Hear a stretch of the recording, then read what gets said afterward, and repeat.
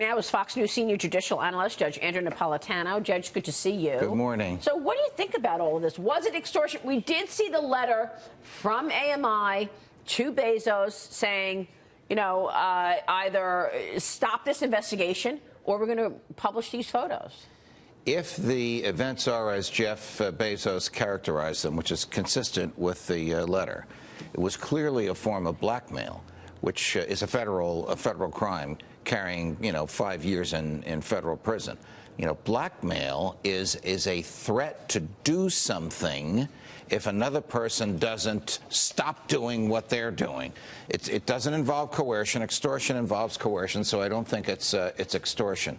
But it's clearly a form of blackmail. The First Amendment does not protect blackmail. And if this is newsworthy, there's a portion of this Elkin Abramowitz clip. And by the way, I know him, and he is a truly first-rate lawyer. In fact, he's one of the best criminal defense lawyers in New York City. Pecker's lawyer. Correct. Mm-hmm. The fellow whose clip you just ran. But there's a portion of it there in which he says it's newsworthy. And George Stephanopoulos, in my view, quite properly says, if it's newsworthy, why don't you run with it?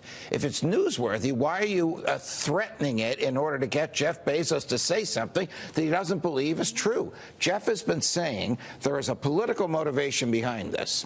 He doesn't mention the president's name. There's an implication that David Pecker and the president are good friends. So then the AMI people, Pecker, say, you have to withdraw that statement. And if you don't withdraw that statement, we have more embarrassing pictures that you are going to publish. That is classic blackmail. But what about the defense, where the AMI, their side, they were like, oh, this is just the beginning of a negotiation. We're working on a compromise. This is a back and forth, which is not illegal. I don't think one negotiates with a blackmailer in which the blackmailer says, hey, by the way, I have these pictures of you and your mistress, and if the negotiations don't go the way I want them, I'm going to publish them. But as a strategy, that's a pretty good strategy, right, on the defensive side, just saying, oh, you misunderstood. We weren't threatening you. We were just having a conversation.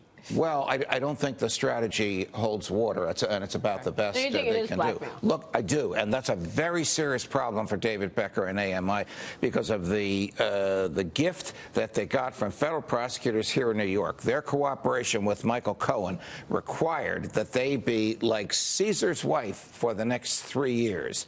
If there's evidence that they committed a crime, even if the crime is not provable, but there's evidence they committed a crime, their deal with federal prosecutors here in New York is over, and they can be prosecuted for campaign finance violations in which they conspired with Michael Cohen and, according to Michael Cohen, President Trump himself. That's a good point. And that they were opens supposed to be on best behavior. Right. That opens up a can of worms not only for David Pecker, but for the president. Why?